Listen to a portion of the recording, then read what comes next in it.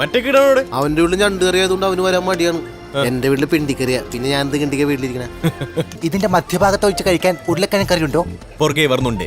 ഒരു കിണർ കുഴിച്ചു വെച്ചു. ഇതൊരു തീറ്റ മത്സരമല്ല.